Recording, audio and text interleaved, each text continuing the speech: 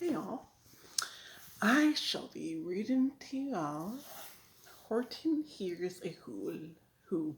Horton Hears a Who by Dr. Seuss. Sit back and enjoy. On the 15th of May, in the jungle of Newell, in the heat of the day, in the cool of the pool, he was flashing, enjoying the jungle's great joys, when Horton the elephant heard a small noise. So Horton stopped splashing. He looked toward the sound. That's funny, thought Horton. There's no one around. Then he heard it again, just a very faint yelp, as if some tiny person were calling for help. I'll help you, said Horton, but who are you? Where? He looked and he looked, he could see nothing there but a small speck of dust blowing past through the air. I say, murmured Horton, I've never heard tell of a small speck of dust that is able to yell. So you know what I think? Why, I think that there must be someone on top of that small speck of dust.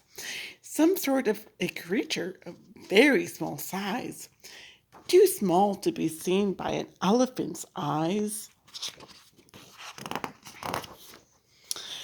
Some poor little person who's shaking with fear that he'll blow in the pool he has no way to steer. I'll just have to save him because, after all, a person's a person no matter how small. You are totally right, Horton. So gently and using the greatest of care, the elephant stretched his great trunk through the air, and he lifted the dust back and carried it over and placed it down safe on a very soft clover.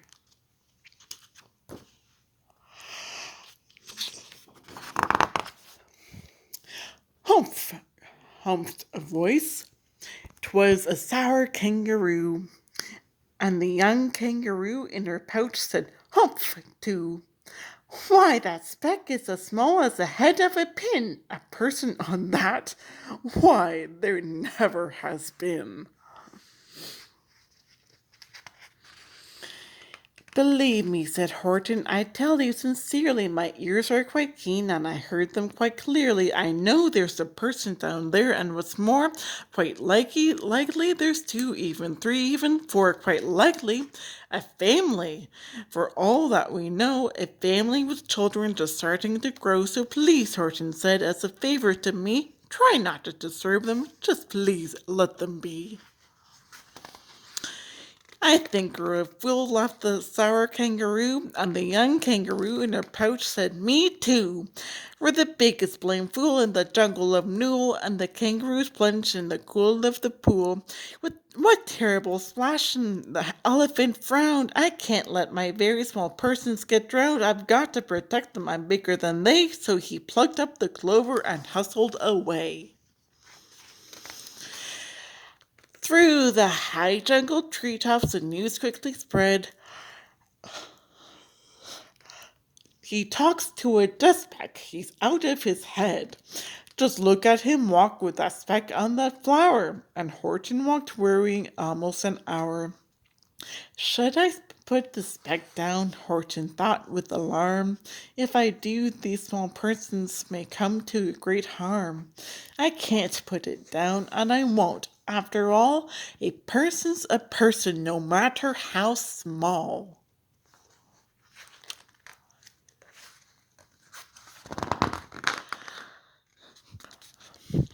Then Horton stopped walking. The speck voice was talking. The voice was so faint he could just barely hear it. Speak up, please, said Horton. He put his ear near it. My friend, came the voice, you have a very fine friend. You've helped all us folks on this dust speck no end. You've saved all our houses, our ceilings and floors. You've saved all our churches and grocery stores. You mean? Horton gasped. You have buildings there too? Oh, yes, piped the voice. We most certainly do. I know, called the voice. I'm too small to be seen, but I'm mayor of a town that is friendly and clean. Our buildings to you would seem terribly small, but to us who aren't big, they are wonderfully tall. My town is called Whoville, for I am a Who, and we Whos are all thankful and grateful to you. And Horton called back to the mayor of the town, "You're safe now. Don't worry. I won't let you down." But just as he spoke to the mayor of the speck, three big jungle monkeys climbed up Horton's neck. The Wickham brothers came shouting, "What rot! This elephant's talking to Whos you are not. They aren't any Whos, and they don't have a mayor, and we're going to stop all this nonsense, so there." They snatched Horton's clover, they carried it off to a black-bottomed eagle named Valdikoff, a mighty strong eagle of very swift wing, and they said, "Will you kindly get rid of this thing?" And before the poor elephant could even speak, that eagle flew off with the flower in his beak. All that late afternoon and far into the night, that black-bottomed bird flapped his wings in fast flight, while Horton chased a fret with groans over stones that tattered his toenails and battered his bones, and begged, "Please don't harm all my little folks who have as much right to live as us bigger folks do." But far, far beyond him, that eagle kept flapping, and over his shoulder called back, "Quick, quit yapping. I'll fly the night through. I'm a bird, I don't mind it, and I'll hide this tomorrow where you'll never find it." And at 6:56 the next morning he did it. It sure was a terrible place that he hid it. He let that small clover drop somewhere inside of a great patch of clovers 100 miles wide. "Find that," sneered the bird, "but I think you will fail," and he left with the flip of his black-bottomed tail.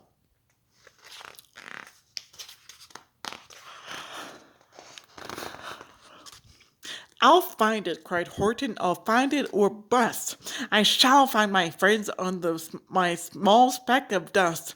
And clover by clover by clover with care, he picked up and searched them and called, "Are you there?"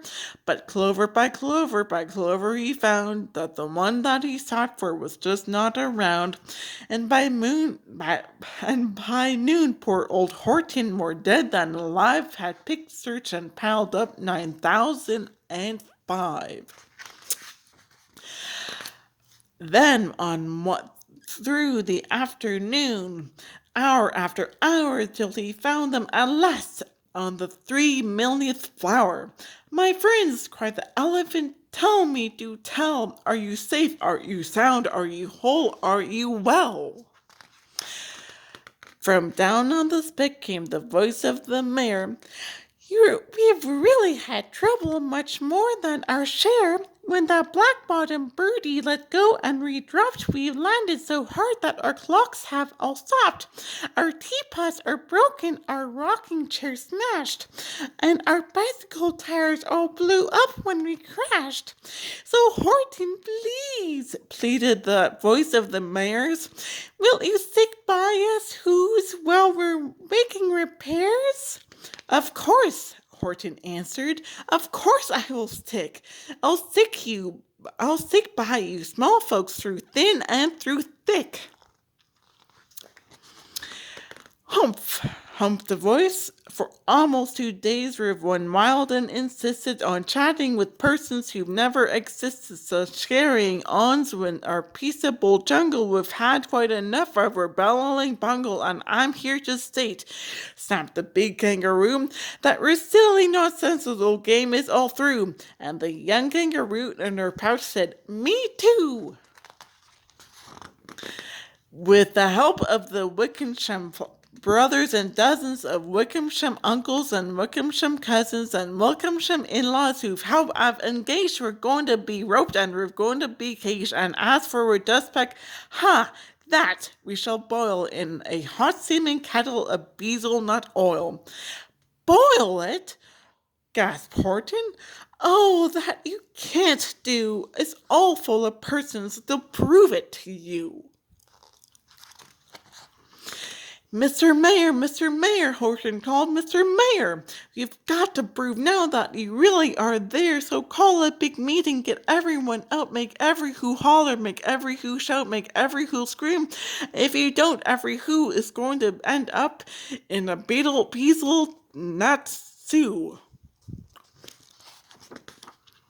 And down on the dustbag, the scared little mayor quick called a big meeting in Whoville Town Square, and as people cried loudly, they cried out in fear, "We are here! We are here! We are here! We are here!"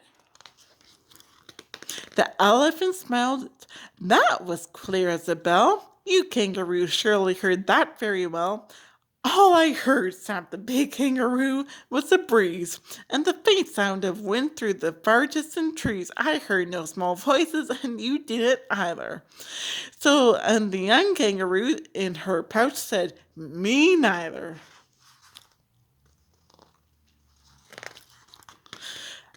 "Grab him," they shouted, "and cage the big dope. Lasso his stomach with 10 miles of rope. Tie that knot tight so he'll never shake loose. Then dunk that dumb speck in the bezel nut juice." Horton fought back with great vigor and vim, but the Wickham gang was too many for him. They beat him, they mauled him, they started to haul him into his cage, but he managed to call to the mayor, "Don't give up, I believe in you, Hall. A person's a person no matter how small, and you very small persons will not have to die if you make yourselves heard. So come on now and try." The mayor grabbed a tom-tom, he started to smack it, and all over Whoville they whooped up a racket. They grabbed tin kettles, they beat on brass pans, on garbage pail tops and old cranberry cans. They blew in bazookas and blasted great toots on clarinets, oompas, and boompas and flutes. Great gusts of loud racket rang high through the air. They rattled and shook up the whole sky, and the mayor called up through the hollowing mad hullabaloo, "Hey, Horton, how's this? Is our sound coming through?" And Horton called back, "I can hear you just fine, but the kangaroo's ears aren't as strong quite as mine. They don't hear a thing. Are you sure all our boys are doing their best? Are they all making noise? Are you sure every who down in Whoville is working? Quick look through our town. Is there anyone shirking?" Through the town rushed the mayor from east to the west, but everyone seemed to be doing his best. Everyone seemed to be yapping or yipping. Everyone seemed to be beeping or bipping. Bipping or bipping. Beeping. Bipping. But it wasn't enough. All this ruckus and roar. He had to find someone to help him make more. He raced through each building. He searched floor to floor. And just as he felt he was getting nowhere and almost about to give up in despair, he suddenly burst through a door, and that mayor discovered one shirker quite hidden away in the Fairfax Apartments, apartment 12J, a very small shirker named Jojo was just standing and bouncing a yo-yo, not making a sound, not a yip, not a chirp, and the mayor rushed inside and he grabbed the young twerp. And he climbed with the lad up to Elfenberg Tower. "This," cried the mayor, "is your town's darkest hour. 'Tis time for all whose who have blood in that is red to come to the aid of their country," he said. "We've got to make noises in greater amounts, so open your mouth, lad, for every voice counts." Thus he spoke as he climbed. When they got to the top, the lad cleared his throat and he shouted out, "Yop!" And that one small extra yop put it over. Finally, at last, from that speck on the clover, their voices were heard. They rang out clear and clean. And the elephant smiled. Do you see what I mean? They've proved they are persons, no matter how small, and their whole world was saved by the smallest of all. How true, yes, how true, said the big pink kangaroo. And from now on, you know what I'm planning to do. From now on, I'm going to protect them with you. And the young kangaroo in her pouch said, Me too. From the sun in the summer, from rain when it's fallish, I'm going to protect them no matter how smallish.